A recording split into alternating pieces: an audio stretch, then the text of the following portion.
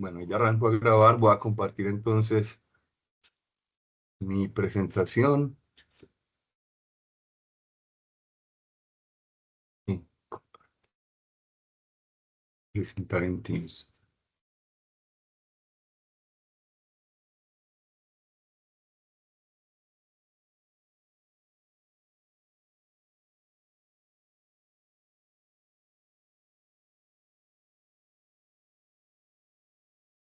Bueno, entonces de hecho nos habíamos quedado en...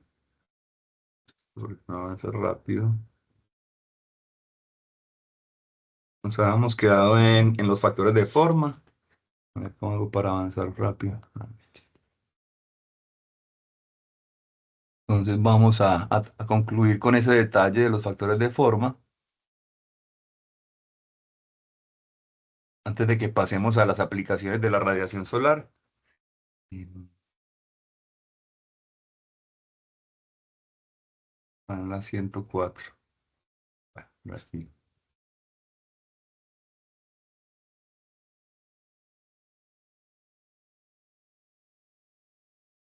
Bueno, entonces nos habíamos quedado o habíamos visto la teoría de los factores de forma. La teoría de los factores de forma lo que trata es de poder, poder predecir, podemoslo decir así, o poder predecir de lo que emite una superficie. Pensemos en este caso la superficie A1. ¿Cuánto de la superficie de lo que emite la superficie A1 en radiación es interceptado por la superficie A2? Entonces, ese es el problema que tratamos de determinar con los factores de forma. Es un problema netamente geométrico y tiene también el nombre del factor de forma, factor de visión, factor de vista, factor de ángulo o factor de configuración. Y como les digo, es netamente geométrico. Noten que depende de los ángulos de que forman las normales con la distancia, esta R, entre las superficies, es netamente características geométricas. Bueno, llegamos al punto en el que para determinar el factor de forma, pues hay que resolver esta doble integral, esta parte, esta doble integral, este es el factor de forma. Y dependiendo de las formas, pues es muy complicado, es muy complejo. Entonces vimos que en realidad existen tablas donde ya tenemos listadas, por ejemplo, para diferentes formas, diferentes geometrías, por ejemplo, dos planos paralelos del mismo tamaño. Entonces, ¿cuál sería el factor de forma en este caso de 1 a 2 o de I a J? Y con esta fórmula podríamos determinarlo. Encontramos para representaciones en 2D y también de forma gráfica. A través de las gráficas también podemos obtener los factores de forma sin necesidad de utilizar las correlaciones que en algunos casos son muy complicadas. Por ejemplo, observen esta. Son tres renglones de expresión para poder determinar el factor de forma entre estos dos planos que tienen un lado común. Pues en esos casos conviene usar las figuras donde a través de dos parámetros, relación de dos valores geométricos, pues voy a poder entrar a la tabla y con otro parámetro pues voy a poder determinar el factor de forma leyéndolo en esta dirección. A lo que podemos concluir que normalmente no nos enredamos con esa doble integral de áreas, sino que acudimos a lo que ya existe. Podemos encontrar libros completos dedicados a factores de forma de diferentes geometrías. Entonces no tenemos que preocuparnos por esa doble integral, sino que ya podemos recurrir a las bases de datos existentes. Hablamos de la ley de reciprocidad y de la ley del encerramiento que presento aquí en la pantalla. En- Analizamos que, por ejemplo, en cualquier encerramiento, aquí podemos decir que todo lo que emita uno la sumatoria de todo lo que emita uno, y podemos pensar que uno emite en todas estas direcciones. Todo lo que emita uno, entonces la fracción de lo emitido uno que es interceptado por uno mismo, más la fracción de lo que es emitido por uno que es interceptado por dos, más la fracción de lo que es emitido por uno que es interceptado por tres, más la fracción de 1 a 4 más la fracción de 1 a 5, pues tiene que sumar el 100% de lo que emite uno. Y de esta forma sabemos que para 5 lados, pues tendríamos una matriz básicamente de 5 por 5 donde cada factor de forma de cada lado, pues podemos obtener la complementariedad al utilizar la ley del encerramiento. Bueno,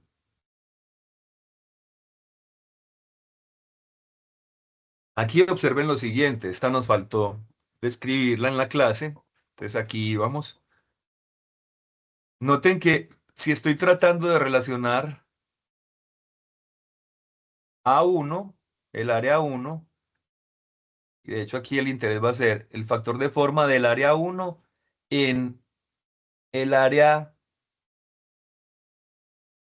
2, pero en realidad, sí, en el área 2. Y esa área 2 está dividida en dos pedacitos, que finalmente la llamamos área 3 y área 4.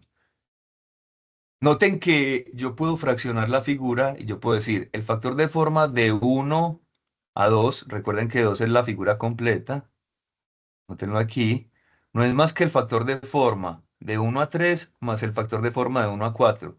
Es decir, el factor de forma de 1 a la figura completa, ¿cierto? Cobijando la figura completa, es igual al factor de forma de 1 cobijando solamente a 3 más 1 cobijando solamente a 4. Entonces, esa es la regla de complementariedad y sirve, por ejemplo, en la siguiente situación. Esta la podemos avanzar. En esta situación, imagínense este caso en el que la superficie 4 es la superficie grande. Es decir, 4 representa toda la superficie y luego dividí esa superficie 4 en 1 y 3. Y en realidad el factor de forma que necesito es el factor de forma de esta figurita 1 en 2. Entonces solamente necesito esa fracción. Recuerden que tenemos una de las relaciones que tenemos ya disponibles en el libro, en la guía, es cuando tenemos dos planos conectados por un vértice en común. Entonces noten que yo podría hacer lo siguiente, yo puedo decir que, aquí tenemos las medidas, yo puedo decir que, vamos a acercarnos un poco,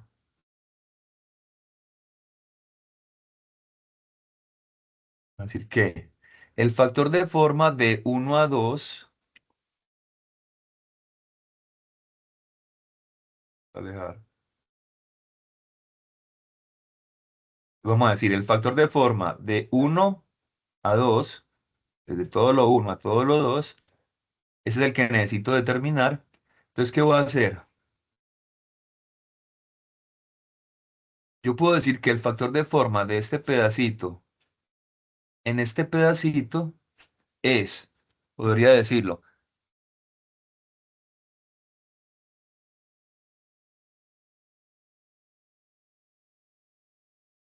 podría decirlo de la siguiente manera, a ver, alguien tratando de ingresar.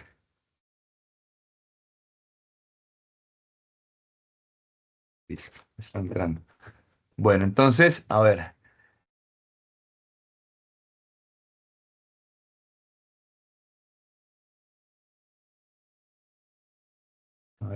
terminemos de completar aquí la idea. Necesito el factor de forma de la figura pequeña del 1 al 2. Bueno, entonces, ¿cómo lo vamos a hacer?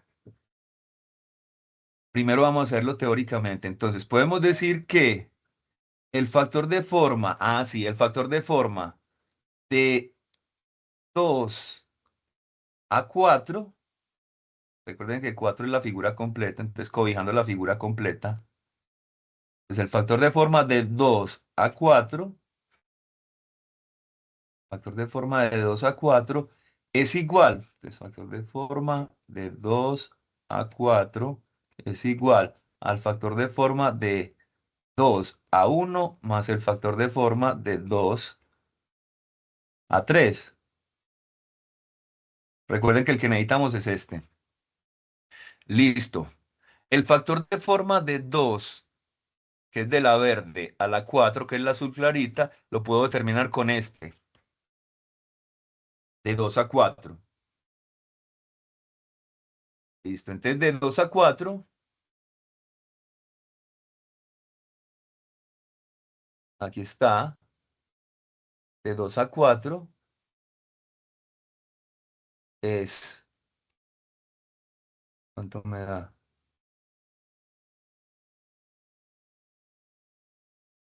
No lo veo aquí listado. Pero bueno, revisémoslo. Factor de forma de 2 a 4. Entonces necesitamos entrar con L2 y W, donde L2 es esta de arriba, que es 2 metros. Entonces, L2 sobre W. Entonces, L2 es 2 metros y W es el ancho, que es 4 metros. O sea que aquí entramos con punto 5. Punto 5. Listo. Y ahora necesitamos el otro factor, que es la relación de L1 y W. L1 es 1 metro y W es 4. Pues aquí buscamos el punto 25, que de hecho sería una línea por aquí. Y nos vamos por aquí. Y entonces nos da, yo creo que este está malo, este debe ser este. Factor de forma de 2, de 2 a 4. Entonces finalmente nos da que es igual a aproximadamente a punto 34. Punto 34. De 2 a 4, listo. Ahora podemos hallar el factor de forma de 4 en 2 utilizando la ley de la reciprocidad. Podemos decir que el factor de forma de 2 a 4 por el área 2 es igual al factor de forma de 4 a 2 por el área 4. Entonces tendríamos factor de forma de 4 a 2 y ya podemos decir que el factor de forma de 4 a 2 es lo mismo que el factor de forma de 1 a 2 más el de 3 a 2. Y con ese podríamos hallar el factor de forma de 1 a 2. Bueno, eso como para ilustrar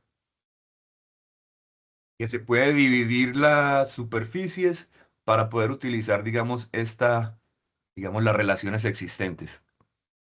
Y hacer restas. Restas, noten aquí el factor de forma. Esto no es más que el factor de forma de 1 a 2 por el área 1. 2, área 1 es igual al factor de forma de 2 a 1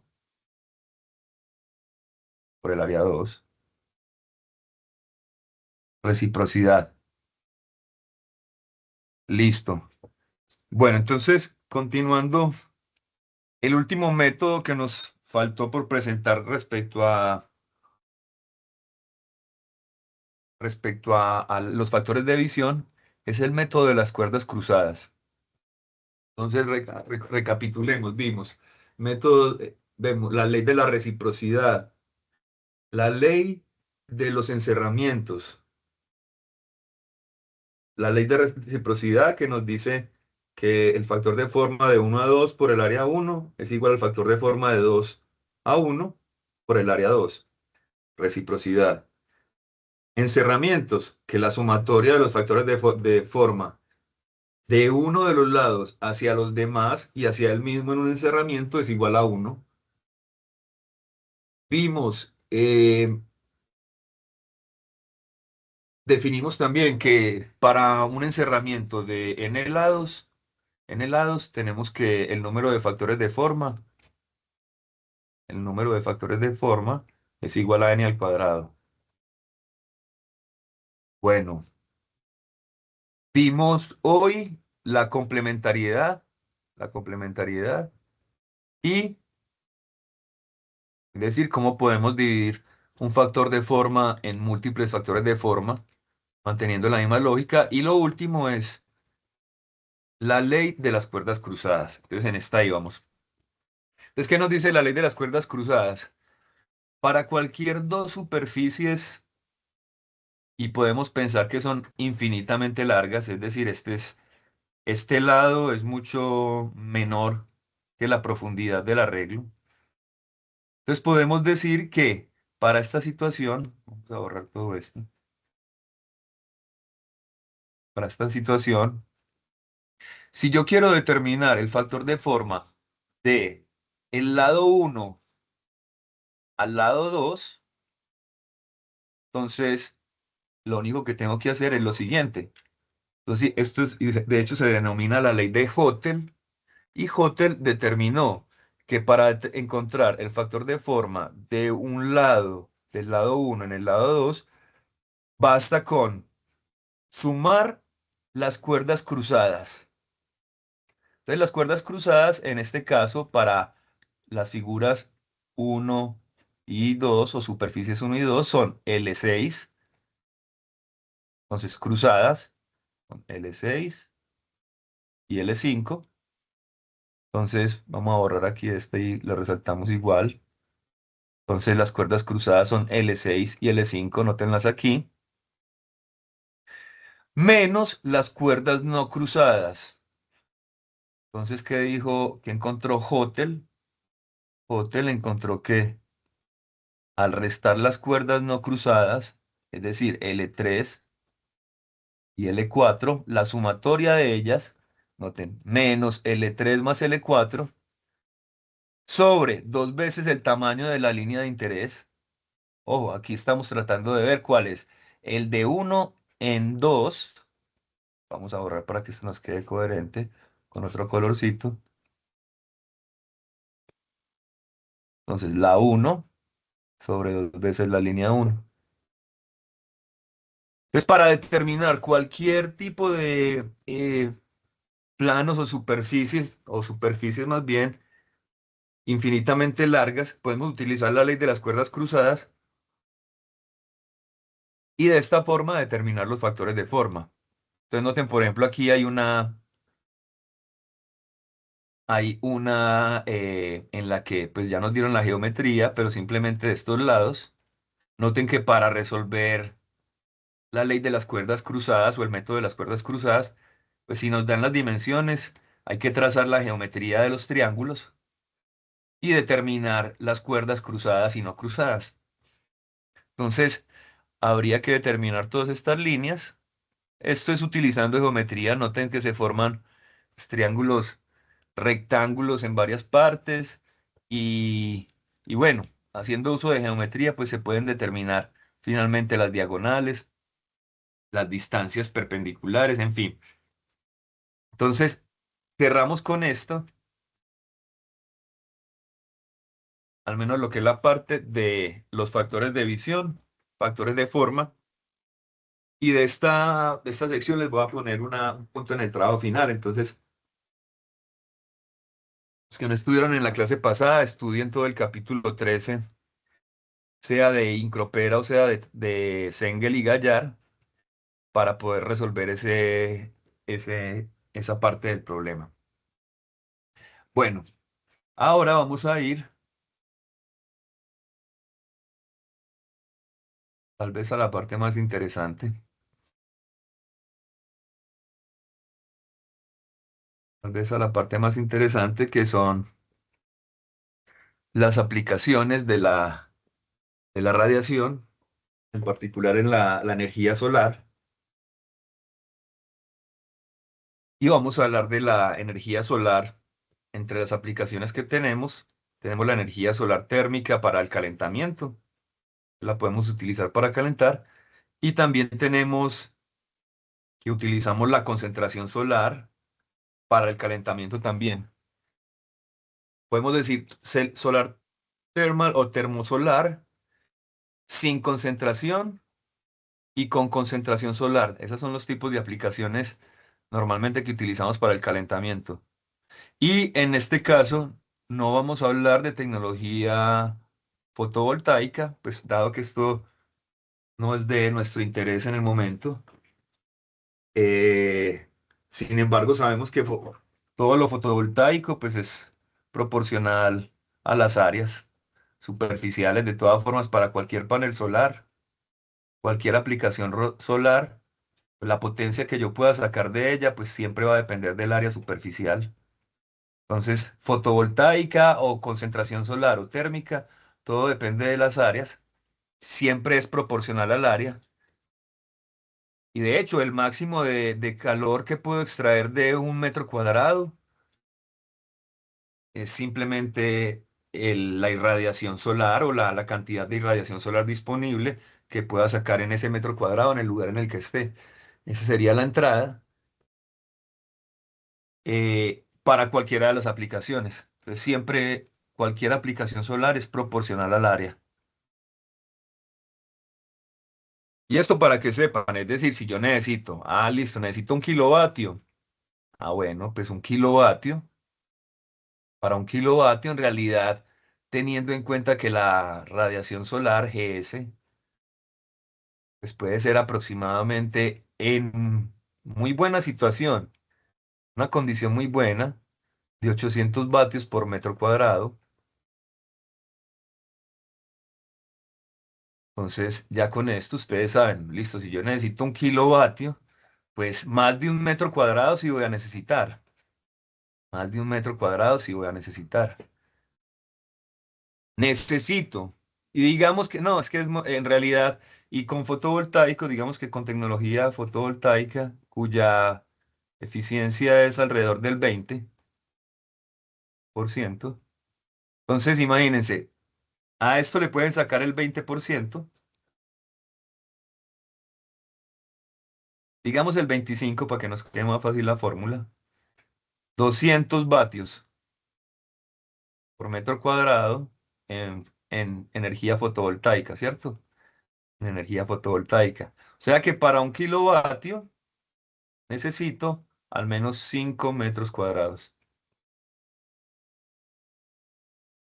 para producir 1 kilovatio en la mejor condición.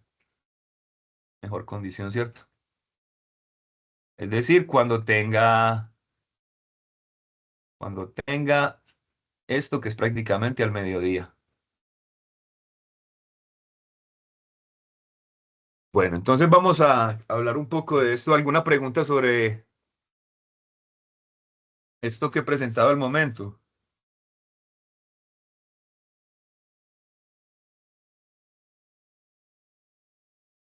Bueno, entonces vamos a continuar. Entonces noten la relevancia de la energía solar cuando analizamos cuánta irradiación, y cuando hablamos de irradiación estamos hablando de vatios por metro cuadrado. Cuánto insolación, estamos hablando de joules en un periodo de tiempo. Normalmente cuando hablamos de insolación y hablamos de proyectos solares, hablamos de insolación anual.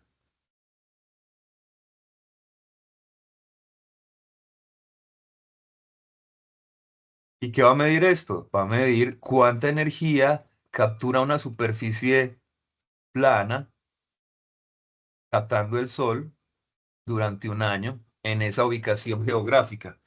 Porque las aplicaciones solares están relacionadas a la ubicación geográfica. Todas van a depender su orientación en particular de en dónde están ubicadas en la Tierra. Bueno, noten que la Tierra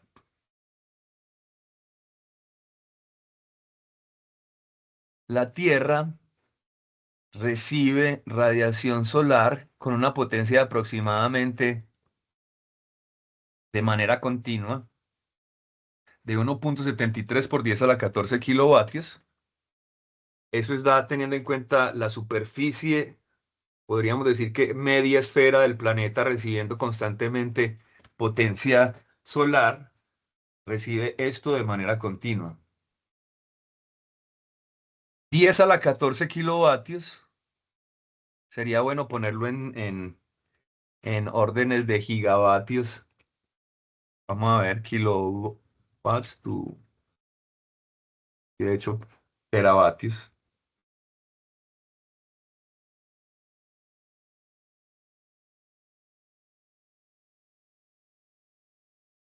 Teras. Bueno, de hecho son 173 millones de gigavatios. 173 millones M millones de gigavatios que recibe la Tierra continuamente.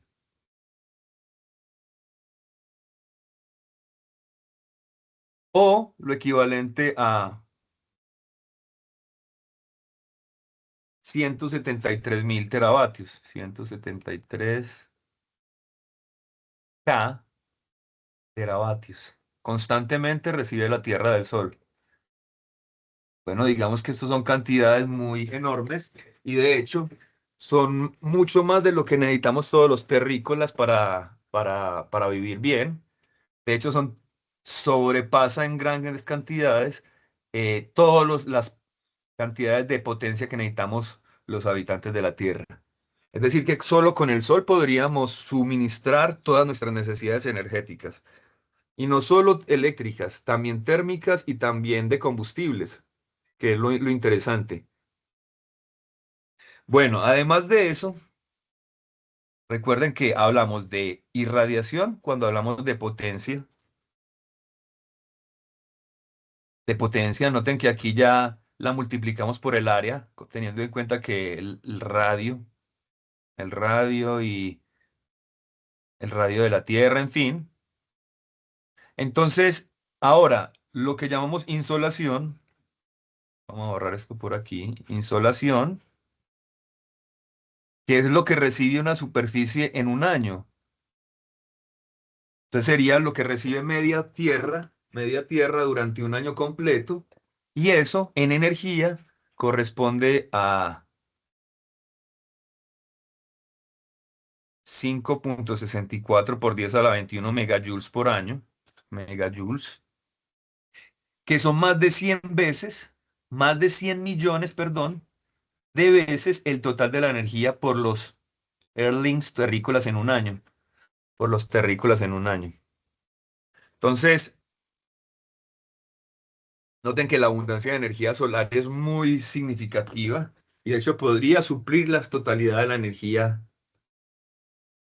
necesaria en la Tierra. Problema, inconveniente. ¿Cuál es el inconveniente de la energía solar? Y ya yo creo que lo presentamos.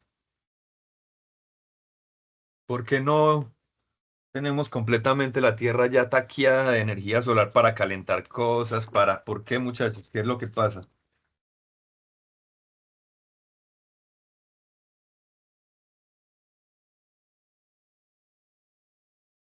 ¿Por qué? La pregunta es, ¿por qué si tenemos tanta disponibilidad de energía solar, potencia también, por qué no tenemos todo ya solar? Porque es muy difícil captar esa energía o y además está muy distribuida, ¿no es más o menos por eso? Entonces dice, es difícil captar O pues y digamos está... Ah, perdón, profe, Sí, hágale. dale, continúa. No, sino que yo me refería como a que, digamos, es un área muy grande, digamos que se necesita un área muy grande para poder captar completamente toda esa energía. Área, correcto. Entonces, uno de los problemas es área. Área, correcto, área. Entonces, exacto. Digamos que si necesitamos, y ya lo analizamos por aquí al principio con el, cuando rayamos, para un solo kilovatio necesitamos 5 metros cuadrados ya en solar fotovoltaica o en solar fotovoltaica. Pero listo, digamos que queremos producir electricidad fotovoltaica para calentamiento. Entonces noten que ya voy a necesitar para un kilovatio en la mejor situación, al mediodía, en la mejor situación. Entonces ya área y el otro problema es intermitencia. Aunque está disponible para todos, solamente está disponible para todos. Podemos decirlo que en proporción para todos está disponible la mitad del tiempo. Independientemente de donde vivamos, la luz solar va a estar, si estamos ubicados viviendo en la misma ciudad todo el año, en el mismo punto geográfico todo el año, pues para todos va a estar disponible la mitad del tiempo. Incluso los habitantes de los polos, que van a tener medio año sin luz solar y medio año con luz solar. Pero entonces podemos decir que es mitad y mitad. Entonces, problema uno, intermitencia. Problema dos, áreas. Y noten que ustedes saben de cuántos kilovatios es la estufa del fogón de su casa, en el que cocinan los huevos, fritan las tajadas, las voltean, en fin. ¿Qué potencia es ese quemador doméstico que usamos? ¿Tienen alguna idea? Dicen que, pues por acá investigando, dice que es de 1 kilovatio. Correcto, un kilovatio. Un kilovatio, exacto. Entonces note que si quisiéramos reemplazar el fogoncito que tenemos en la casa con gas natural y decimos, no, es que yo voy a ser muy energéticamente eficiente, voy a utilizar el sol, pues para un solo fogoncito ya van a necesitar 5 paneles solares. Van a necesitar 5 metros cuadrados para uno solo.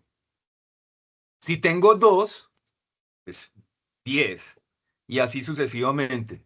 Ahora, entonces, el problema sería, entonces noten que hay una situación, ¿por qué no sustituimos todo lo fósil por solar? Porque entonces también, listo, bueno, pero es que en la casa, listo, 5 metros cuadrados para un kilovatio, listo, yo me comprometo a usar un solo fogoncito. Listo. Pero entonces, ¿qué le decimos a la industria? Que la industria también tiene necesitados de calentamiento y por los órdenes de los gigavatios, teravatios también y para producirlos con electricidad. Entonces le decimos, no, instale paneles solares para que caliente. Entonces noten ahí una de las dificultades solares. Tendríamos que tener muchísima cantidad, proporciones enormes, y hay que decirlo que en los órdenes de lo que requiera cada habitante, más lo que requiera la industria en áreas. Entonces, digamos que esas son las dificultades de la energía solar. Áreas muy grandes, intermitencia, dificultades con el almacenamiento.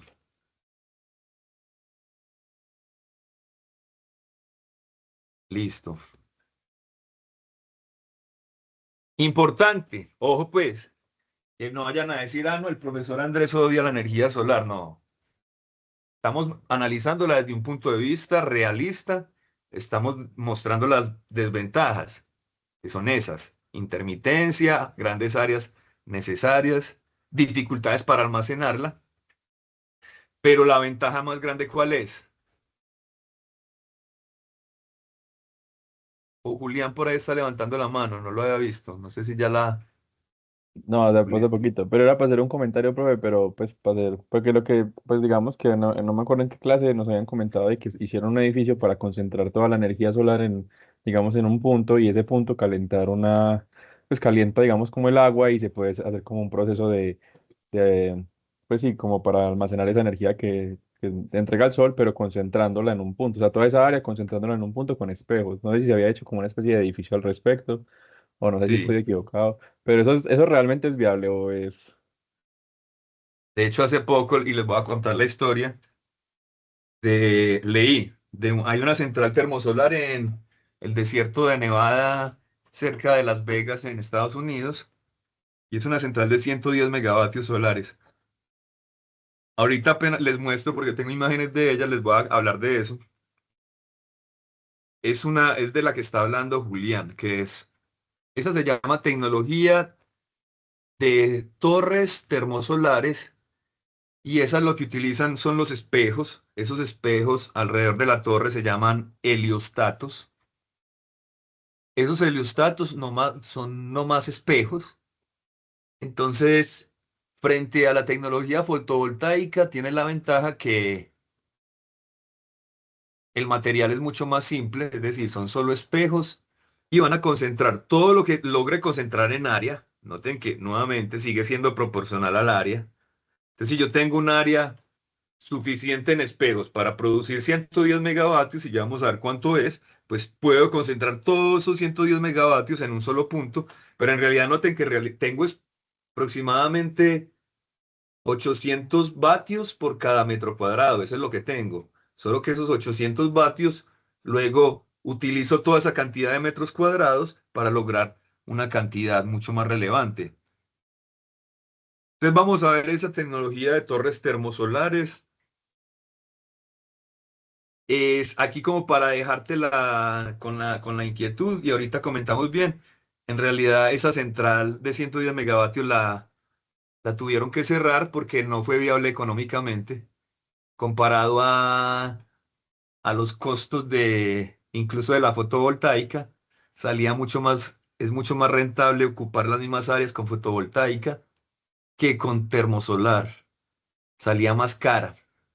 En particular porque en esa planta de Nevada utilizaban una tecnología para almacenar energía solar, es decir, para almacenar durante el día utilizaban unas sales que fundían, entonces las llevaban al punto de fusión, que era como a los 500 Celsius, para en la noche utilizar el calor de las sales fundidas para calentar agua y seguir produciendo vapor para la turbina de vapor.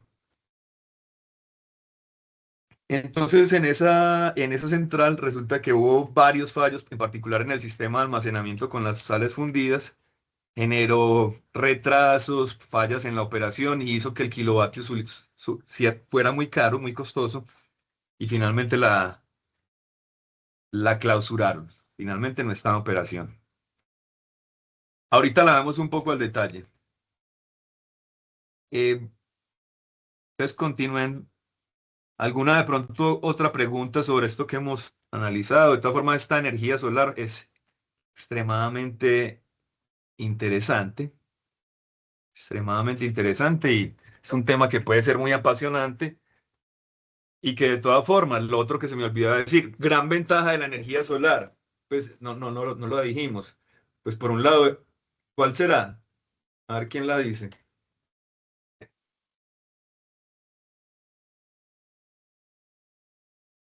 ¿Cuál será la ventaja de usar energía solar frente a usar combustibles fósiles, frente a usar Profe, que es gratis, podría decirse.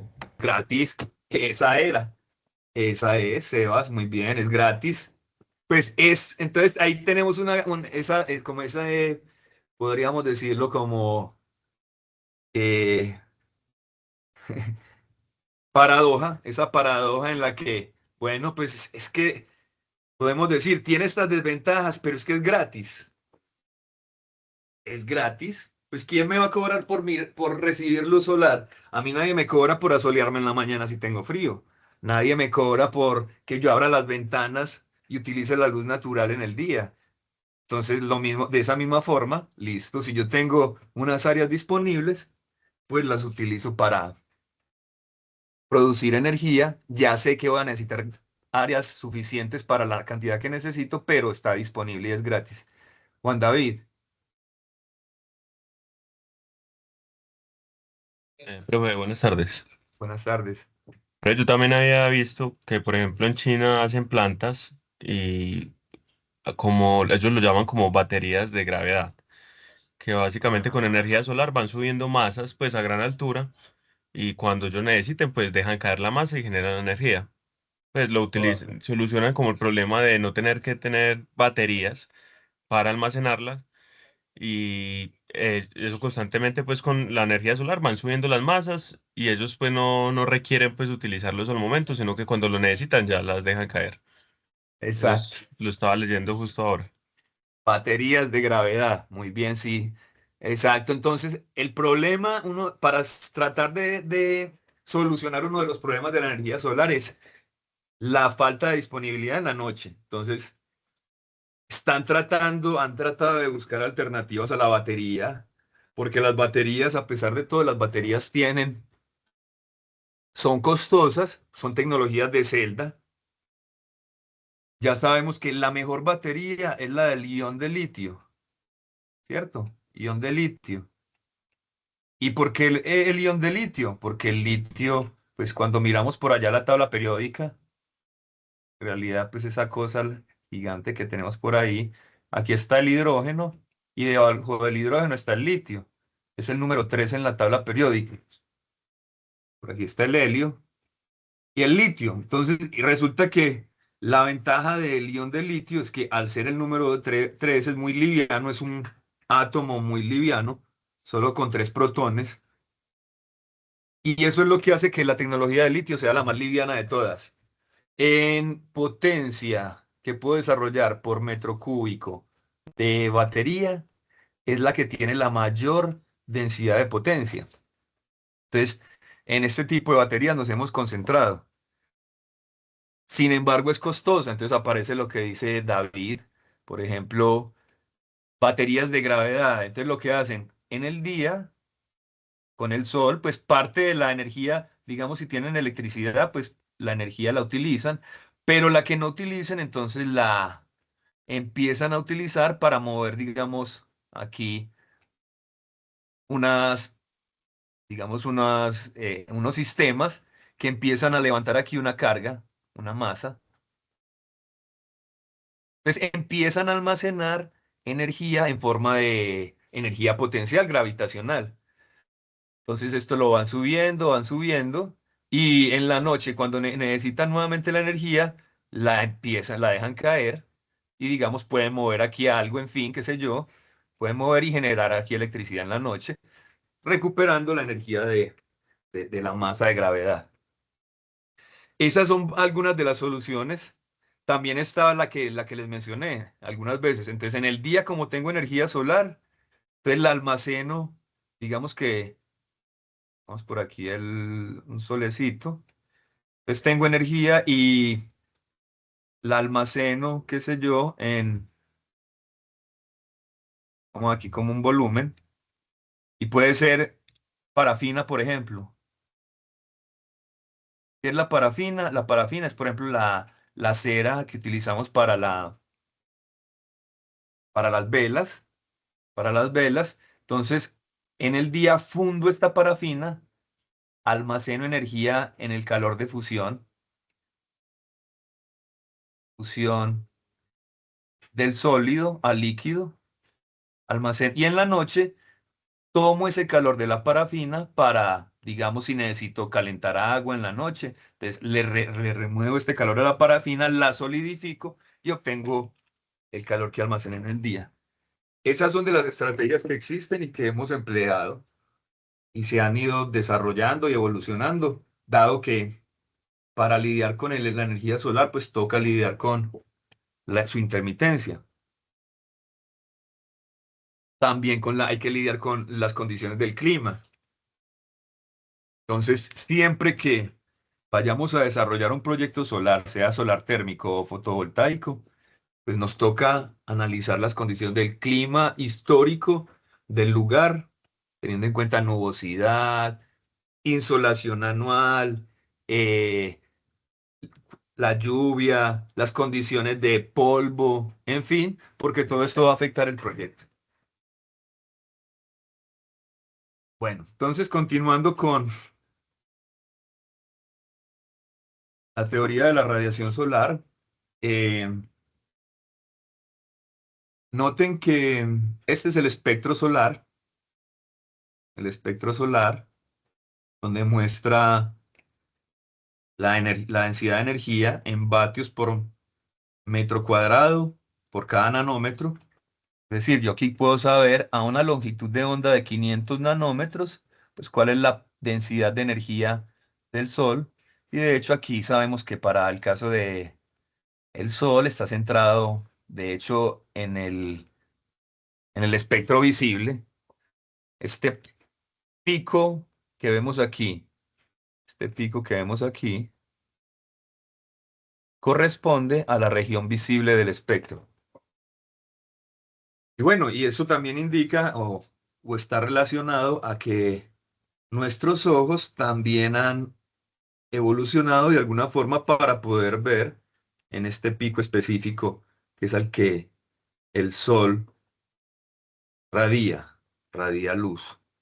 Pues nuestros ojos ven muy bien la luz en estas condiciones. Hacia este lado sería radiación UV, UV, radiación rayos X, y hacia este lado tenemos las radiaciones largas, ondas de radio, ondas de electricidad. Y bueno, entonces noten que aquí tenemos el espectro de cuerpo negro, es este. El espectro del cuerpo negro sería el que podemos predecir con la ecuación de Planck. Este es con Planck. Planck permite predecir la emisión del cuerpo negro con la ley de Planck. Y aquí nos muestran lo que ocurre por fuera de la atmósfera. Pues esto sería con lo que trabaja la Estación Espacial Internacional. Y lo que ocurre a nivel del mar. Es porque hay una diferencia entre esos espectros, digamos, el de por fuera de la atmósfera y el de nivel del mar. ¿Por qué son diferentes? ¿Y cuál es menor? ¿Y por qué hay estas, digamos, estos, ¿cómo los diríamos? Precipicios, estos, ¿cómo es que se llama esto? Agujeros, ¿cómo los decimos? Valles, pero Estos creo que valles o... valles, sí, pues sí, valles. Es decir, ¿por qué ocurren estas discontinuidades? ¿Qué es lo que está pasando ahí? ¿Qué será? Pues eso nos, digamos que la irregularidad, pues de que hay lugares del océano que son más o profundas y a medida que baja la profundidad la Pero, radiación, ¿o no? pero bueno, nota, Juan, Julián, que aquí estamos hablando por fuera de la atmósfera y a nivel del mar. Aquí no estamos hablando aún del dentro del mar. Estamos hablando, entonces, esta es la Tierra, esta es la atmósfera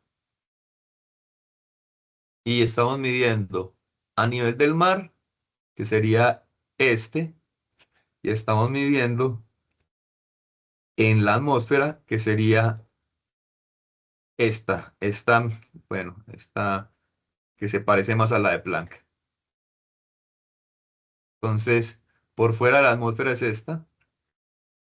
¿Por qué? Entonces la pregunta es, ¿por qué esta distancia? La distancia entre estas dos. ¿Por qué? ¿Y por qué estos valles a nivel del mar?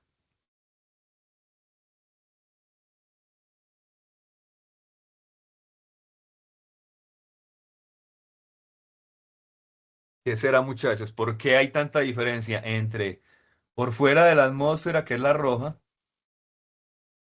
esta, vamos a subrayarla,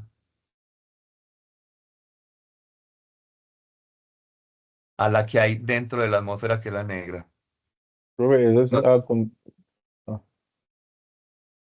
esas a condiciones como ideales o realmente considera todos los factores que pueden, digamos, afectar como, porque pues para que le dé, para que la radiación se, pues digamos, no deben haber como obstrucciones en el camino hasta que llegue al nivel del mar, ¿cierto? Entonces digamos que factores ambientales o todas esas cosas, eso no tiene nada que ver. A ver, entonces, Julián dice, o sea que tú estás diciendo que deberíamos ver la misma a nivel del mar que por fuera de la atmósfera. No, no, no, profe, no, me refiero como a los valles, me refiero más que todo a los valles.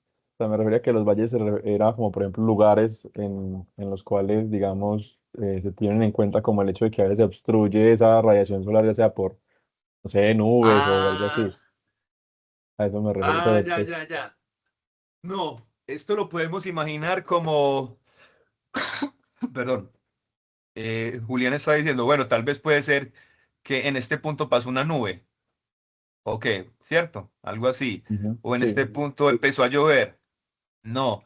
Entonces digamos que para esto que estamos analizando en este momento, el cielo está completamente despejado.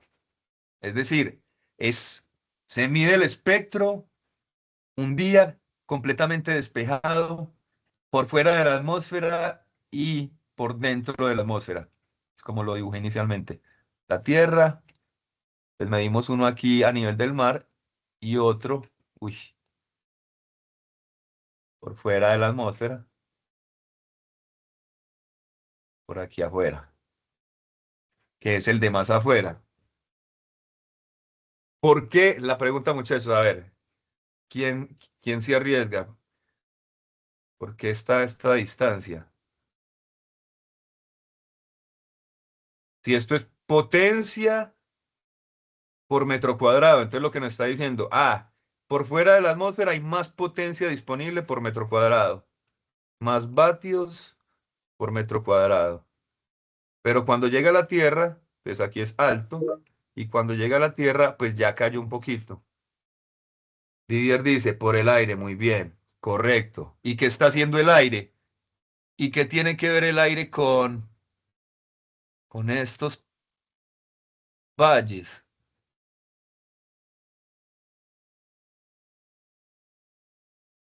Bueno, entonces vamos a decirlo. Creí que de pronto les iba a parecer como más. Pero simplemente recuerden que en el aire, aquí en la atmósfera, voy a tener por un lado ozono. En la atmósfera. De hecho, no en, en la troposfera ni no en la troposfera, sino en la estratosfera. Por aquí voy a tener O3, ozono. Y ese ozono absorbe en la región del UV. Entonces, lo que vemos es que el ozono absorbe y como absorbe, pues ya no tengo potencia disponible a nivel del mar porque ya el ozono lo ha absorbido en esas longitudes de onda. Hay agua, vapor de agua, que también absorbe, hay CO2 que también absorbe, y todo esto son esos picos que encontramos, porque cada una de esas especies absorbe, digamos, en una longitud de onda específica. Entonces, digamos, el CO2, por ejemplo, pues vibra en varias longitudes de onda. Es decir, de hecho, el CO2 es responsable por varios de estos valles, porque el CO2 responde a varios tamaños de longitudes de onda. Entonces, al responder a varios tamaños de longitudes de onda, pues el CO2 finalmente absorbe calor en la atmósfera, radiación solar, y hace que, pues a nivel del mar, ya tengamos menos disponibilidad. Es otro de los factores que explica por qué el CO2, pues, calienta la Tierra, ¿cierto? El CO2 calienta la Tierra.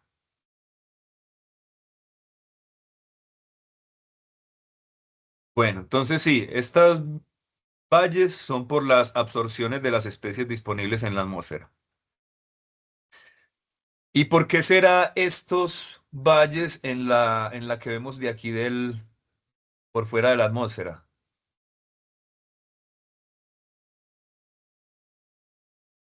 Didier, ¿por qué será? Didier ya contestó, porque eran las de los picos. Entonces ya teníamos por el aire, incluyendo sus componentes que son humedad, CO2, eh, oxígeno, nitrógeno, ozono. Ahora, Didier, todavía estás por ahí. Didier, sí, por ahí está. ¿Por qué será que por fuera de la atmósfera también encontramos estos valles?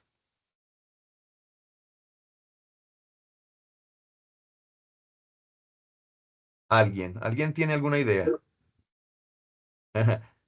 Porque el Sol fluctúa.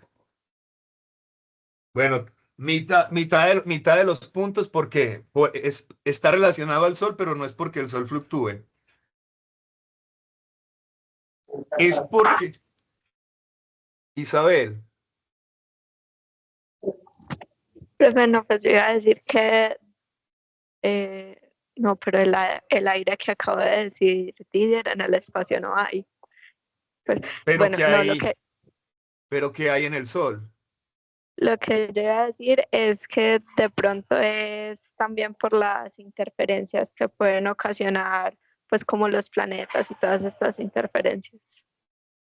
Bueno, se acerca, pero en realidad, bueno, finalmente es por lo que hay en el Sol. Y de hecho, por aquí, no sé si alguien por ahí levantó la mano, pero es por lo que hay en el Sol. Y de hecho, por allá hubo otro científico, y de hecho fue una mujer, se llamaba Paula, no recuerdo bien el nombre, pero era una mujer, una astrónoma, y ella al analizar los espectros de diferentes estrellas, incluyendo la del Sol, se dio cuenta que en realidad esto es porque esto tiene que ver con el material del que está hecho el Sol mismo.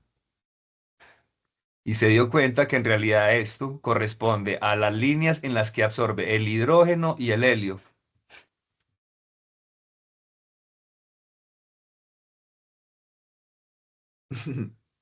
Qué interesante. Bueno, lo que quiere decir simplemente es que estas desviaciones del patrón de cuerpo negro, de Planck, se deben a las absorciones del mismo cuerpo.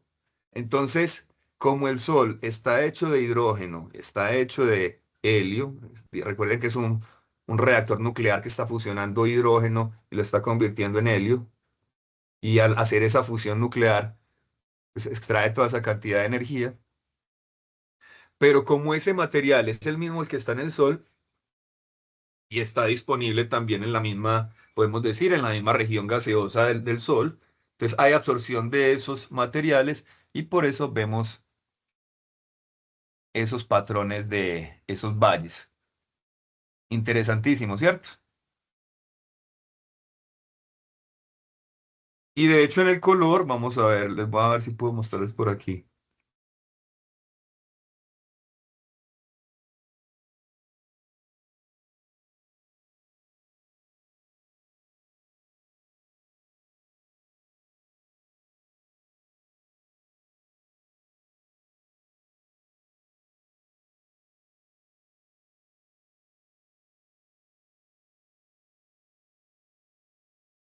Ah, sí, por aquí está.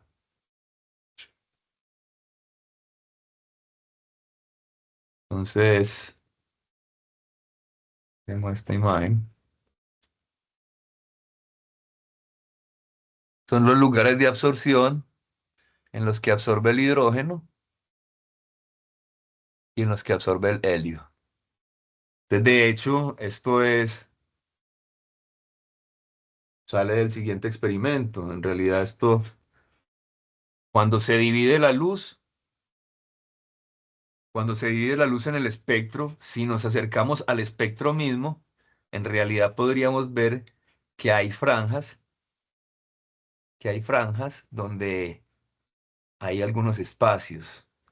Vamos a observar a ver si aquí se ve. Pues, de hecho, no se observa el patrón de colores continuo, sino que se observa unos espacios, unos espacios. Y esos espacios, bueno, corresponden, como les decía, a lo que absorbe cada estrella. Bueno, eso respecto a esos datos interesantes respecto a la radiación solar. Entonces hablemos primero del primer tipo de aplicación, que son los calentadores colectores solares o placas absorbedoras. Y esto consiste simplemente en utilizar el sol para calentar un fluido como el agua. Obviamente, si aquí tengo disponibilidad de 1 metro cuadrado, digamos, pues tendría un calentador de una potencia máxima equivalente a la que tenga al mediodía, ¿cierto? Cuando la intensidad solar sea la máxima. Normalmente, entonces, estas placas absorbedoras funcionan de la siguiente manera. Se pintan de negro, son negras, para que absorban toda la luz solar del espectro visible. Son negras. Por aquí abajo se ponen los tubos de agua, o de hecho los tubos de agua también pueden estar aquí incrustados en la placa. Em, Normalmente el sistema se le pone un vidrio de alta transmisividad, pero sellado, es decir, esta parte de aquí se mantiene sellada, de forma que funciona como cuando dejamos el carro completamente cerrado, digamos, en un día muy caliente, y entonces aquí se empieza a calentar el aire, empieza a calentar el aire, y de hecho, pues lo que se produce es el efecto invernadero al interior al interior de ese recinto, con lo que se logra transferir más calor aquí a los tubos de agua. Listo, entonces, normalmente las placas colectoras están organizadas de esa manera y funcionan de la siguiente forma. Entonces, la luz del sol, se recuerden que pues por aquí está el sol radiando, entonces la luz del sol va a estar disponible sobre toda esa superficie. Parte de la radiación solar se va a reflejar, parte de la radiación solar se va a reflejar, pero normalmente entonces utilizamos este vidrio que sea de baja reflectividad y que sea de alta transmisividad. Entonces, por ejemplo, aquí vemos vidrios, son referencias de vidrios utilizados para estos propósitos y se muestran las transmisividades. 0,96 hasta el 96%, vidrios antirreflejo, lo que quiere decir que el 96% se transferiría aquí al interior, 96%, que es un valor muy alto, 96 de transmisión, pues vamos a decir tau igual a 96%. En el mejor de los casos. Y entonces, ¿qué va a ocurrir? Pues parte se va a absorber, esta placa negra de alguna forma se va a poner caliente, y como ella se va a poner caliente, pues va a empezar a transferir calor a los tubos, transferir calor a los tubos, y finalmente los tubos pues van a calentar el agua. Ahora, como este es un vidrio antirreflejo, normalmente se utiliza que por esta capa inferior, por esta capita inferior, se ponga una especie de espejo, de forma que los rayos que se vayan a reflejar y los que se vayan a emitir, porque entonces como esto se pone a una temperatura superficial alta, temperatura superficial mayor que, digamos, la temperatura del ambiente y mayor que la temperatura del vidrio, entonces este va a radiarle acá. Pero como este es reflectivo, todo lo que trate de emitir este lo va a radiar a la placa. Entonces, este es de ese tipo de espejos que por un lado son espejo. Entonces, yo por aquí, si yo estoy mirando por aquí, veo el ojo mismo, pero si estoy mirando por aquí, puedo ver, puedo ver a través del vidrio. Entonces, si miro por aquí, veo el reflejo, pero si estoy mirando por aquí, puedo ver lo que hay al otro lado. Entonces, de este material así es este tipo de vidrio, y ese con el objetivo de reflejar la radiación que se quede aquí adentro. Bueno, entonces, vamos a ver. De forma ahí se quedó la radiación, se queda la radiación atrapada y se logra lo que se denomina el efecto invernadero, pues que es un efecto invernadero aquí artificial y lo creamos pues encerrando la luz del sol y manteniendo ese, digamos, este gas caliente. Se han hecho varios ensayos, por ejemplo, para tratar de maximizar aquí el efecto invernadero y se ha encontrado que si aquí encerramos CO2, se puede lograr calentamientos a mayores temperaturas, temperaturas mayores a 100. Mientras que con aire se logran temperaturas alrededor de los 80 Celsius.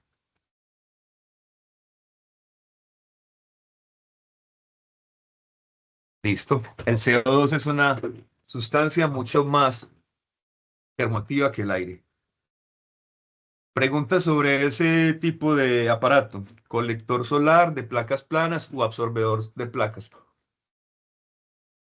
Sirve para calentar agua o para calentar aire o cualquier fluido que pasemos a través de los tubos del absorbedor.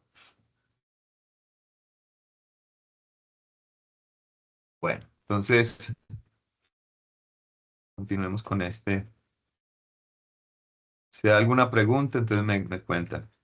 Ah, bueno, lo otro es que normalmente esto está bien aislado del ambiente para que todo el calor que entre aquí, pues se vaya a los tubos de carga y no se vaya al ambiente. La forma como opera esto va a cambiar dependiendo si hay viento, si hay lluvia, en fin. Entonces, pero también se podría modelar en algún momento, pues el comportamiento de esta placa absorbedora.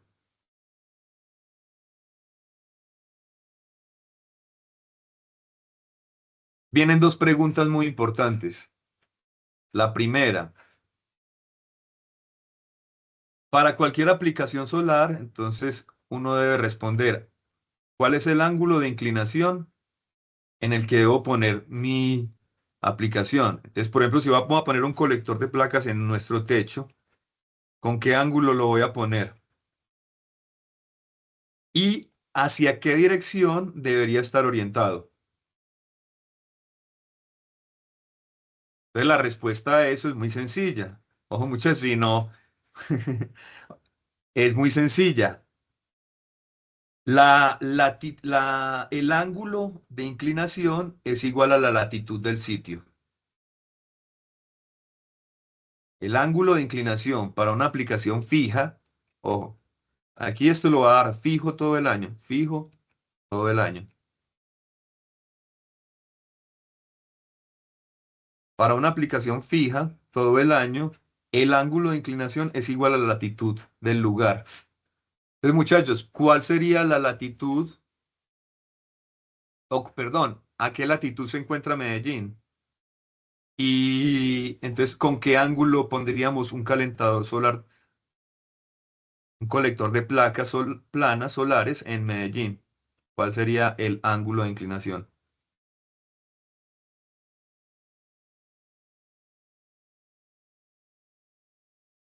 ¿Cuál es la latitud de Medellín?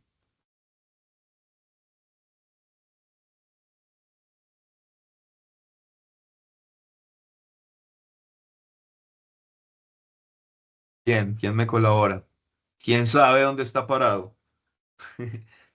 ¿Quién sabe? Profe, ¿Quién está? Sí. pues dice 6 grados, 13 minutos, 55 segundos. ¿O cuál es el dato que nos interesaría? 6 grados y ¿en qué dirección? ¿Estamos en qué hemisferio? ¿En el norte o en el sur? Dice 59 norte. Entonces estamos en el hemisferio norte. Sí. Correcto, sí, estamos en el hemisferio norte. A 6 grados norte, de hecho, entonces busquémosla. Entonces, eh,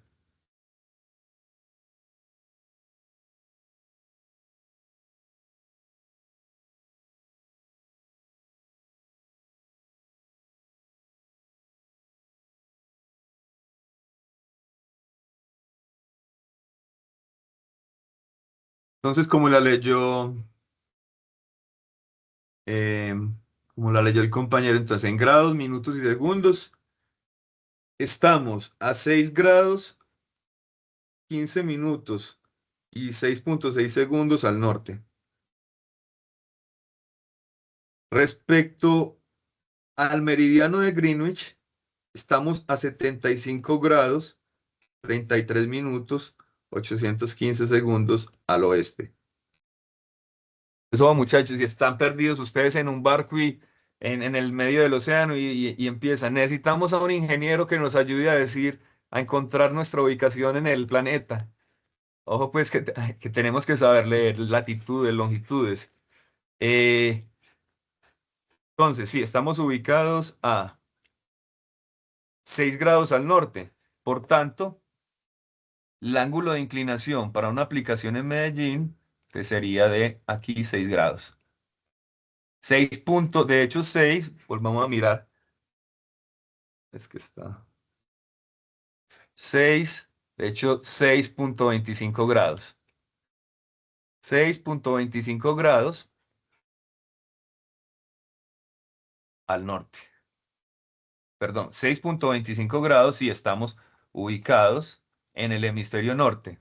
Entonces, listo, ya sabemos, listo. Lo ponemos con un ángulo de inclinación de 6 grados. 6.25. Ahora, si estamos en París,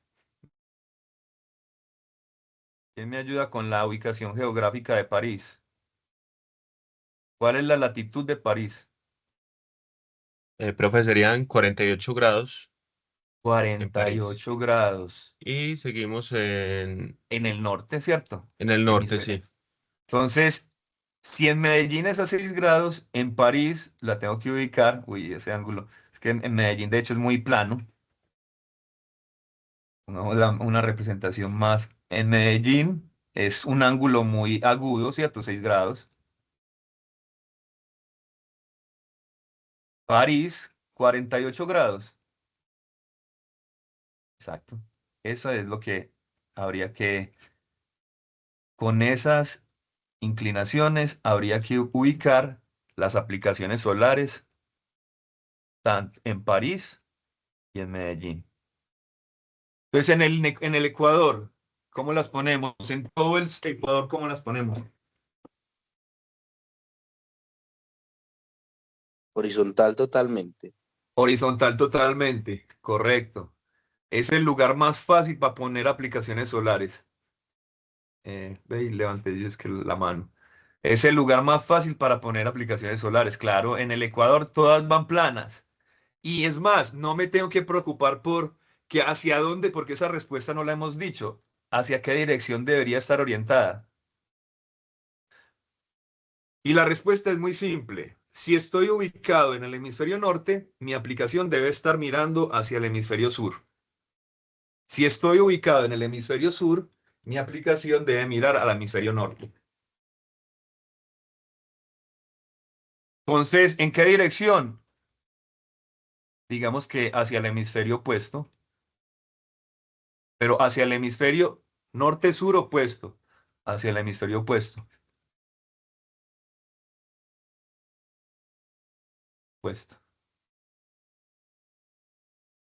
Bueno, entonces, la dirección en la que debería estar orientada. Entonces, ahora, en Medellín, entonces la ubicaríamos a una inclinación de 6.25 grados, pero la tenemos que ubicar mirando al hemisferio sur, porque estamos ubicados en el hemisferio norte. ¿Eso es por qué? Bueno, eso es porque, tratemos de rayar aquí un poco, pero eso es simplemente esa sería la forma en la que, digamos, la superficie tendría el mejor factor de visión o el mejor factor de forma todo el año respecto al Sol. Entonces, ojo, esto responde que esa orientación nos daría el mejor factor de forma durante todo el año. Juan David. Pero esto en realidad pues no lo suelen hacer así, ¿cierto? Sí, Pues claro, porque yo siempre que veo paneles todos están como depende de quién los ponga, pero todos están como en ángulos diferentes. Y no recuerdo haber visto algo pues en un ángulo de 6 grados pues más o menos. Entonces, bueno, aquí está el tema. Uno puede hacer, es decir, si yo voy a hacer, a ver, si yo lo voy a hacer de la manera que lo quiero pensar, de lo más eficientemente posible, debo hacerlo así, como estamos explicándolo aquí. Lo que dice Juan David es que normalmente yo no he visto que todo eso sea así. Puede que tenga razón en el sentido que para muchas aplicaciones normalmente entonces dicen, no, yo tengo techos disponibles, póngalos ahí y los ponen como sea. El tema es que no se va a aprovechar de la manera más eficiente. Es más, a ver, tratemos de... Si el tema es que si yo estoy ubicado, tratemos de-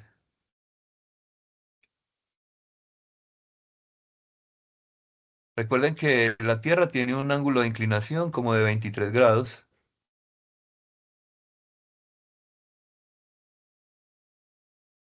23 grados.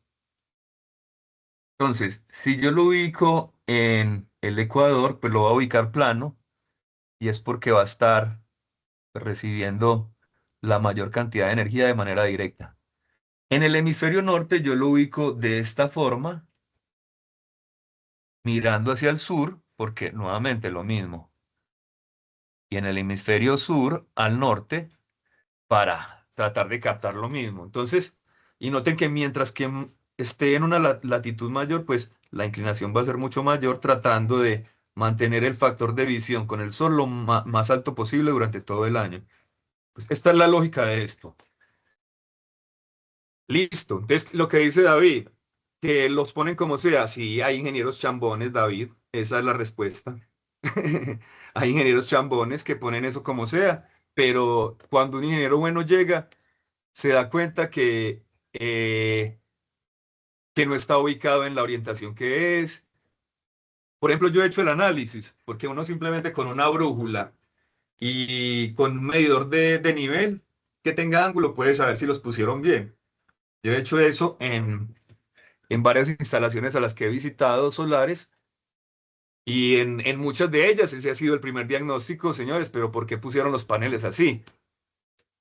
¿Por qué no los pusieron? Si aquí estamos en tal orientación, ¿por qué no los pusieron de tal forma? Ah, es que...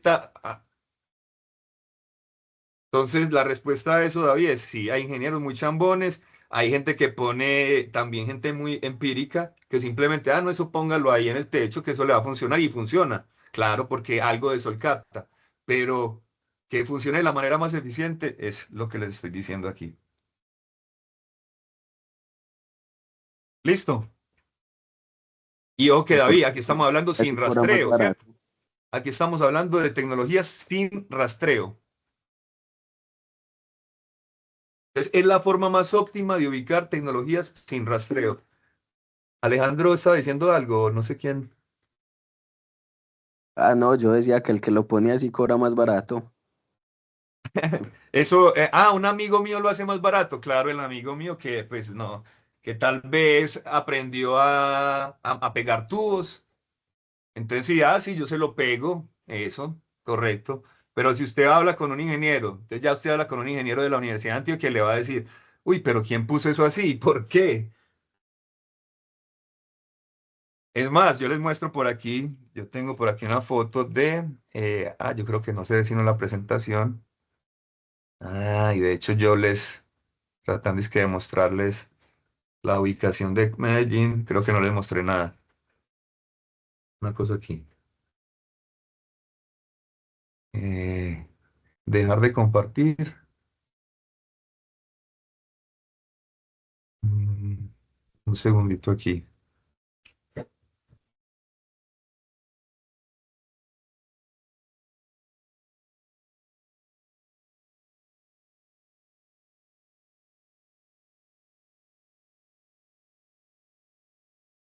Vamos a ver si por aquí.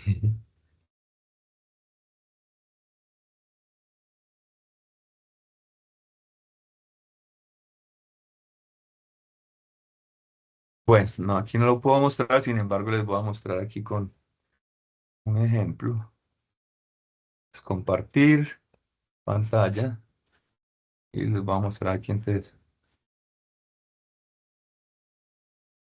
Entonces, David, por ejemplo, o en realidad todos, pensemos que si tenemos por aquí al solecito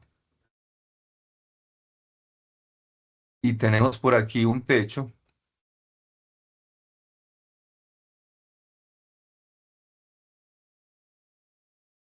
No, profe, es que yo le entiendo, ¿no? Yo ya intuía con lo del tema pasado, pues de la clave pasada de los factores de forma, que sí tiene que haber un ángulo inclinado, sino que quería hacer como ese dato curioso de que muchas veces pues los instalan como de cualquier forma. Sí, exacto, Pues eso que es. casi nunca siguen como, o no tendrán conocimiento como de ese lineamiento. Exacto, pero esto es esto que vemos aquí. Es decir, si pones un techo solar y lo pones de esta forma, pues la mitad va a funcionar muy bien y la otra mitad va a funcionar, porque pues de todas formas estos equipos de conversión solar funcionan incluso con la radiación difusa. ¿Qué es la radiación difusa? Es, por ejemplo, pensemos que por aquí hay un edificio y ese edificio pues refleja luz del sol. Entonces, en realidad, si yo tengo aquí una aplicación solar, dado que esto va a estar de día y va a haber luz disponible, él va a funcionar. Pero cuando comparamos el desempeño de este lado frente al del lado opuesto, el de este lado va a ser muy, muy superior. Sí, es eso, es eso. Bueno, pues voy a continuar. Yo les estaba mostrando ahorita aquí si las coordenadas geográficas de Medellín, como lo decía David, en grados, minutos y segundos, 6 grados, 15 minutos, 6,6 segundos, pero en coordenadas, en grados decimales, 6,25 grados. Bueno, entonces vamos a seguir con la presentación. A ver, estamos en radiación solar térmica y vamos por aquí. Listo.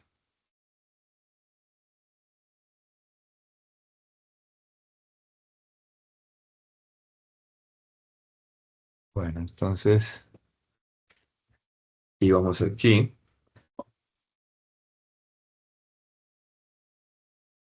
Bueno, noten aquí lo siguiente. Esta aplicación de calentamiento para calentar agua no necesita una bomba porque puede utilizar la convección natural para hacer que el agua caliente ascienda. Recuerden que los fluidos, cuando su densidad baja, pues van a ascender. Pues el agua caliente se deposita en el tanque, va ascendiendo, y digamos que el agua fría pues puede hacer este ciclo para irse calentando y llenando el tanque. Y finalmente yo puedo extraer el agua caliente, pues podría obtener de aquí algo que vaya a la ducha.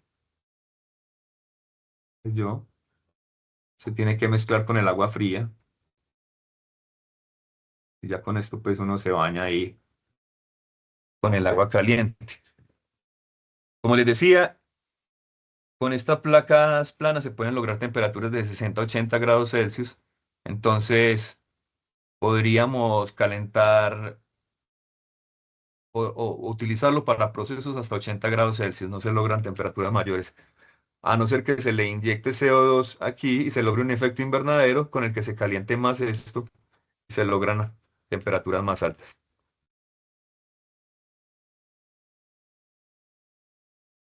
Bueno, este es un diagrama que muestra la longitud de los días como función de la latitud y del día del año. Entonces tenemos los días del año y las latitudes y nos dice, dependiendo de ese día, cuánto tiempo va a durar el día. Y noten que para el mismo día, pensemos en el mismo día, el día 175 del año por aquí, mientras que en Colombia, que estamos a una latitud de 6 grados, pues básicamente tenemos días que duran aproximadamente 12 horas, 12 horas de día y 12 horas de noche. Al mismo tiempo, en el hemisferio sur, pues por allá en el polo sur estarían en una noche constante, en ese mismo instante de tiempo, mientras que en el polo norte estarían en un constante luz. Pues noten que el invierno en el polo norte es equivalente al verano en el polo sur y lo opuesto. Ubicación de Colombia y ubicación de otras ciudades importantes del mundo. Entonces estas ciudades normalmente sí tienen los días y las noches, la longitud de los días y noches va cambiando mucho a lo largo del año por las estaciones mismas. Verano, los días son largos, 16, 18 horas. Y en el invierno los días son cortos, 8, 6 horas, 10 horas, en fin. Bueno, entonces esto es cada lugar del planeta, pues las aplicaciones solares van a operar de manera distinta teniendo en cuenta esta situación.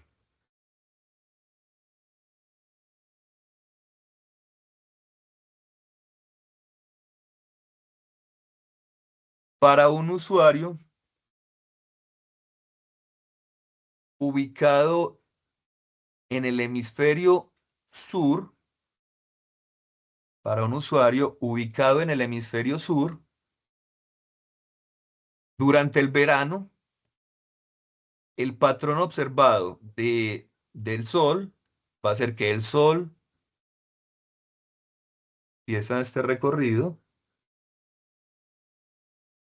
hace este recorrido, y durante el verano lo veo a una altura mayor, es decir, durante el verano lo veo mucho más alto, mucho más perpendicular a mí, mientras que en el invierno sigue saliendo, pero lo veo por allá en el horizonte, por allá más profundo, lo veo lejos y entonces, de hecho no veo que se asienta del todo allá arriba, sino que se queda por allá en el horizonte y de hecho por eso es que en el invierno se pone frío, porque no estoy recibiendo en esa porción de la Tierra, no estamos recibiendo los rayos de manera directa. Podemos decir que el factor de forma va cambiando con el año y en el invierno entonces veríamos el Sol haciendo esa trayectoria por allá en el fondo, mientras que en el verano no vemos que la trayectoria es mucho más larga y mucho más perpendicular también al sitio.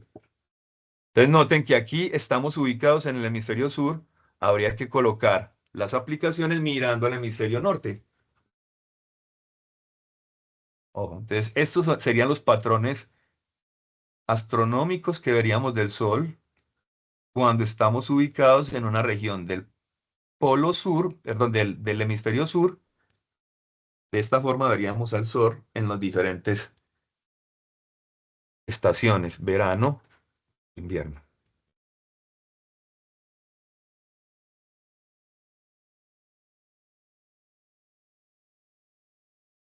Entonces, noten esto. En un día claro, la potencia que alcanza la Tierra varía desde aproximadamente 1 kilovatio por metro cuadrado en el Ecuador a 0,2 en Canadá.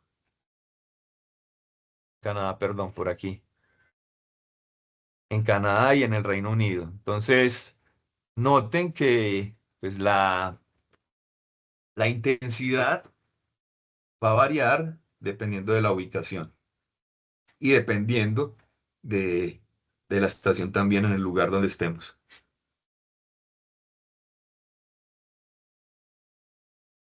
La misma aplicación se puede utilizar para calentar aire, pero como el aire sí no se mueve tan fácilmente por convección natural, entonces si se utiliza un ventilador para mover el fluido a través de los colectores solares.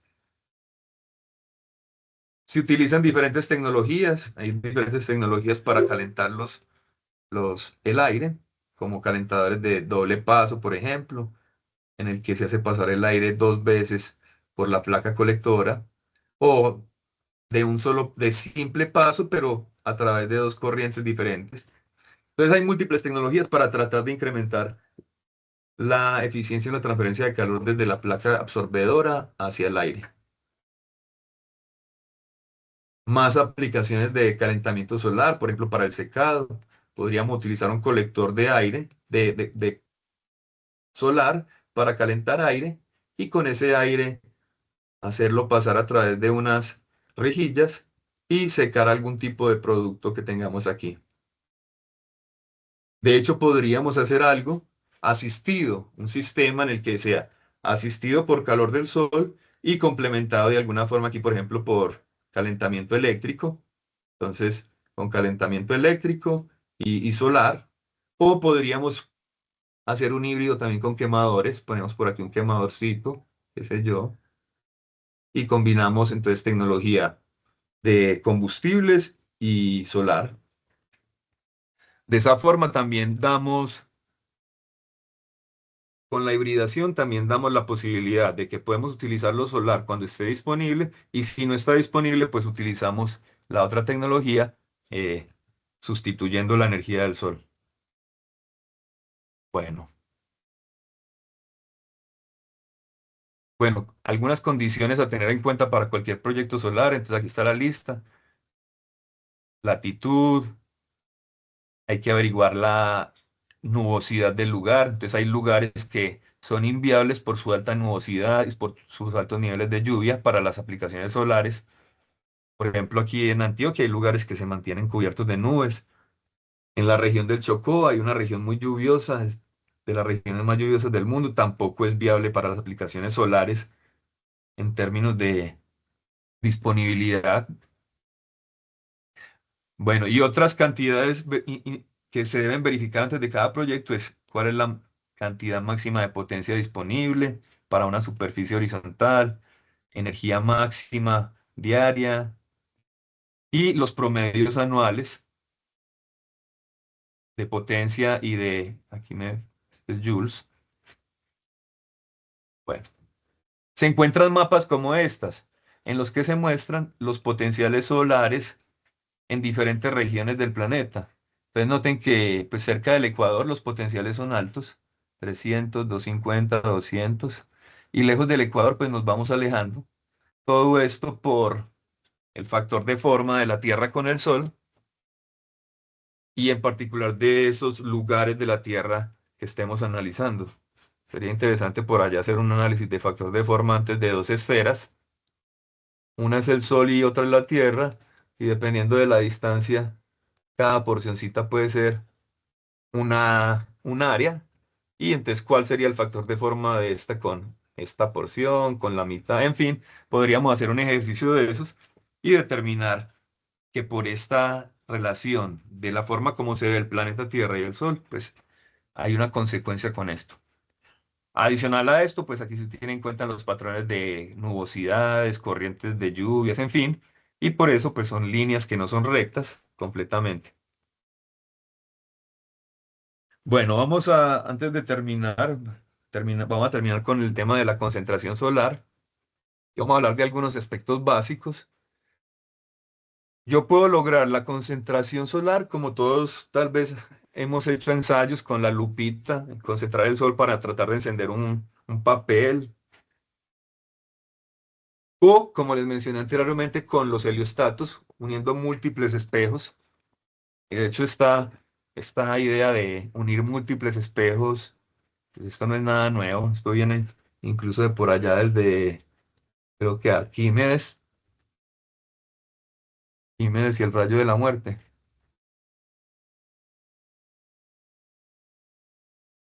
El rayo de calor, vamos a ver si por aquí está. Por allá está que desde Arquímedes ya estaba la idea de poder concentrar el sol. Pues por aquí hay una imagen histórica en la que había un espejo muy relativamente grande o muchos espejos y los utilizaban para, digamos, encender las velas de los barcos concentrando el sol. La concentración solar pues no es nada nuevo, simplemente a través de lentes o a través de espejos se podemos concentrar la luz solar y convertirla en una potencia mayor. Hay otras aplicaciones que son los lentes y los lentes, tenemos lentes sólidos como estos que muestro en la pantalla, lentes macizos Y tenemos varios tipos de lentes y cómo operan ellos frente a los rayos cuando los atraviesan. Entonces los lentes convexos normalmente coliman o hacen que los rayos converjan. Noten que todos los lentes convexos hacen que los rayos converjan, mientras que todos los lentes cóncavos hacen que los rayos diverjan. Yo puedo lograr el efecto de un lente sólido con múltiples superficies correspondientes a los mismos ángulos del lente macizo. Y de hecho ese descubrimiento, entonces, el hecho que yo pueda hacer un lente macizo equivalente con un lente plano, pero con múltiples ángulos, de hecho es una aplicación muy común y se utiliza en todos los proyectores, video beam, SEMSIN, para proyectar las imágenes, no utilizando lentes macizos, porque noten que este lente macizo puede costar mucho más, dada la mayor cantidad de masa que tiene, comparado a este, que tiene pues solamente la masita que está aquí abajo, además de que ocupa menos espacio. Entonces, este tipo de aplicación se llama Fresnel, los lentes de Fresnel, y se le debe a este señor Fresnel que descubrió que era equivalente utilizar un lente escalonado que un lente sólido. Entre los concentradores solares, vamos a analizar brevemente concentradores lineales, concentradores parabólicos. Y estos son colectores que ya de alguna forma discutimos. Hay otro tipo de colectores con tubos al vacío que tratan de remover los efectos de la convección del lugar utilizando tubos al vacío con los que se elimina ese efecto convectivo. Bueno, pero ahora con los concentradores solares se pueden llegar a las siguientes temperaturas. Con un concentrador parabólico hasta 400 grados. Con la torre solar hasta los 1000 Celsius. Un disco parabólico 650. Y con un reflector lineal de Fresnel 450. Entonces vemos, por ejemplo, concentradores parabólicos, donde concentran todo lo que se entre a esta superficie, pues finalmente va a ser concentrado en esta superficie central, con lo que logro concentrar lo del área 1 en el área 2. Entonces ahí hay un factor de concentración que es del área 1 al área 2, ¿cuánto hay de diferencia? Entonces, mientras que mayor factor de concentración tenga, pues mayor potencia va a tener aquí disponible. Normalmente estos discos parabólicos requieren dos ejes de rastreo, entonces estos siguen de manera continua al Sol. De manera continua están rastreando el Sol para que los rayos siempre entren de lo más perpendicular posible al recibidor. Aquí hay algo muy importante respecto a las formas geométricas y es que el foco de la parábola 1, que es la parábola que tiene la barriga más grande, está ubicada aquí. Desde la parábola 1, la que tiene la barriga más grande, está ubicada más dentro de la barriga. Pero noten que la parábola 4, que es más plana, tiene el foco muy por fuera.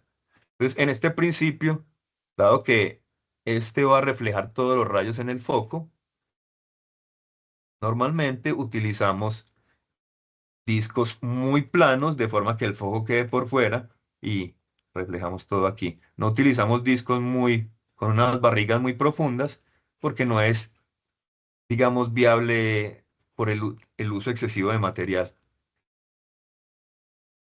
Frente a los seguidores de doble rastreo como los discos, tenemos los de un solo eje de rastreo como los concentradores lineales. Entonces, en este caso, los concentradores lineales hacen lo siguiente. Tienen este eje relativamente fijo, este eje está fijo, pero se puede mover para seguir el Sol en su dirección. Entonces, el Sol en la mañana está en esta ubicación y en el atardecer, pues llega a este punto. Entonces, lo que hace el sistema es arrancar mirando el sistema para concentrar los rayos de la mañana. Al mediodía está en esta ubicación y en la tarde en esta ubicación, de forma que hace un rastreo continuo en un solo eje. Digamos, este sistema también se podría poner de forma estática de la siguiente manera. Noten que aquí volteé la parábola, volteé el disco, sí, volteé la parábola y ahora voy a hacer que el Sol haga este recorrido, entonces va a empezar a radiar en la mañana la superficie en esta dirección, pues si la va a concentrar en el centro, de hecho, de manera desviada. Al mediodía va a ser la mejor situación y en la tarde nuevamente voy a obtener los rayos que se reflejen hacia aquí y se reflejarían en estos puntos. Entonces, de forma que puedo tener un sistema lineal sin rastreo como este, pero que va a ser mucho menos eficiente que este con rastreo de una sola línea. El ángulo de inclinación sigue siendo la latitud y de acuerdo al- a la estación del año, pues también puedo variar este ángulo de inclinación para obtener mejores rendimientos, digamos, en el invierno y en el verano, donde se ubica un poco más plano. Bueno, cerremos esto con las centrales solares. Entonces, lo que les decía, en las grandes escalas utilizamos torres solares. La torre solar lo que hace es utilizar el principio de Fresnel. Entonces no necesitamos un lente tan gigante como para concentrar en la torre, sino que simplemente necesitamos proyectar en el piso los ángulos del lente que necesitaríamos para concentrar en la torre solar. Y entonces lo que se hace es, ya estos rayos, estos van a concentrar todos los rayos hacia el centro de la torre. ¿Y esto qué es? Esto es una caldera. Y con la caldera pues muevo una turbina y con la turbina produzco potencia eléctrica. Entonces aquí tenemos el proyecto del que mencionaba el compañero al principio. Ocupa 1.200.000 metros cuadrados, que es equivalente a 168 campos de fútbol. Y aquí está como se ve desde el cielo. En realidad se convirtió en una atracción es para los que van en avión, que lo pueden ver al pasar el desierto. Entonces se convirtió fue en una atracción turística. Y más que turística, no, de paso, porque es solamente para los aviones que lo pueden ver, o desde el espacio también se puede observar. Entonces noten que 110 megavatios, esto resultó un proyecto que está cerrado. Es un fiasco porque la electricidad producida resultaba como en $110 por kilovatio, algo así, por kilovatio eléctrico. Y esto frente al fotovoltaico, pues era algo mucho mayor, entonces lo cerraron. Otros problemas que se originaron con esto esto genera problemas ambientales debido a que aunque esto sea un desierto, en los desiertos todavía hay aves, pues en los desiertos hay mucha vida, pues no porque sea un desierto, no quiere decir que no hay nada. Y resulta que entonces cualquier animal que pase por estas zonas, volador o lo que sea, incluso cualquier animal, insecto que pase por estas zonas, pues quedaba muerto. Entonces en realidad se empezaron a encontrar una cantidad de pájaros por estas zonas cercanas a la torre. También empezaron a haber huelgas por ese tipo de situaciones y bueno, como les decía, finalmente este tipo de proyectos fue cerrado. Ahora lo que son las centrales fotovoltaicas pues son mucho más atractivas que este tipo de sistemas, aunque hay otras que sí están en completa operación. Por ejemplo, está esta, la central termosolar de Ivanapa en el desierto de Mojave, es otro que está en el desierto este es en California. Sin embargo, este es un proyecto híbrido en el que hay las calderas, son tanto solares como de gas natural. Entonces, pues, se apoya del sol, pero Si el sol no es suficiente, utiliza gas natural. En la noche utiliza gas natural. Entonces este proyecto sí fue viable. Ese proyecto genera 392 megavatios y tiene 173.500 helostatios. Ocupa 1988 estadios de fútbol. Bueno, listo muchachos. Yo creo que por ahí podemos dejar hoy. Nos vemos el próximo miércoles. Va a tener la grabación.